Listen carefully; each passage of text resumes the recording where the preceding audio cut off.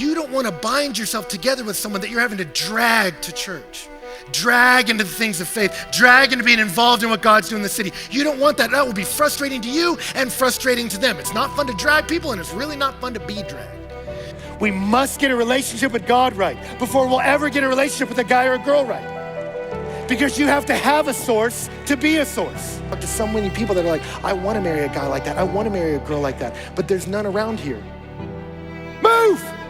God, he said, the loneliness of singleness is not assuaged by the loneliness of laying in a king-size bed next to someone who cannot speak with you about the deepest issues in life.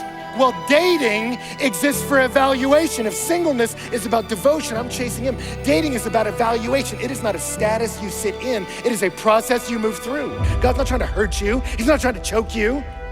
Then why does he ordain it for all of us? He says to promote what is appropriate and to secure an undistracted devotion to the Lord. That's what singleness is for. The servant will end up walking 500 miles to find this girl. So if you can't meet somebody like that in your social circle, maybe you're hanging with the wrong crew.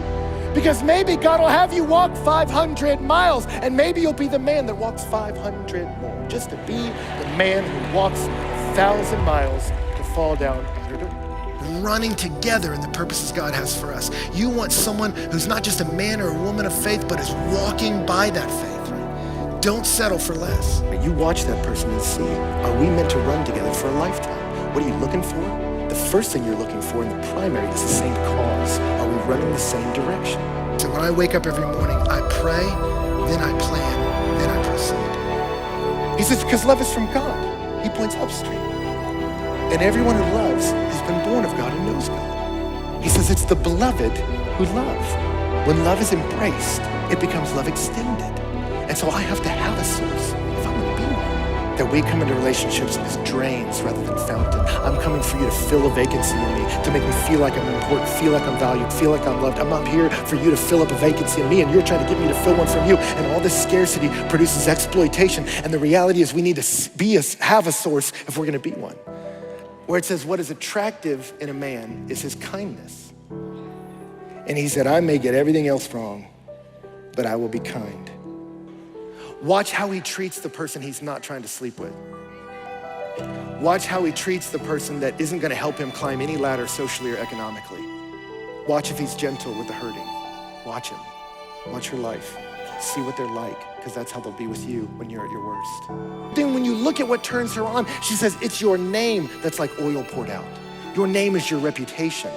And she says, his reputation in this crowd, as they evaluate him, he's a good man. Street. All through Song of Solomon, he calls her my halup, means best friend, that I can trust you with my heart. That's what you want, right? How do you get that? Clarity. Proverbs says an honest answer is like a kiss on the lips, that you tell someone, I'm interested in you. I'd like to go on a date. I'd like to get to know you better. And say, hey, I enjoyed this date. Can we get together again? And maybe tell them, hey, I'm not like trying to get married this month, but I'm not wasting your time either. You seem like the kind of person that maybe we could run together forever. But here's the deal, not just clarity, but autonomy. But hey, God controls my story and he controls yours. So if he's bringing us together, that's all we're trying to discern. And so if at any point in this process of evaluation, you don't feel comfortable, we're done. I trust God with my life and I trust him with yours. So there's clarity and there's autonomy. I have no claim on you until I say till death do us part.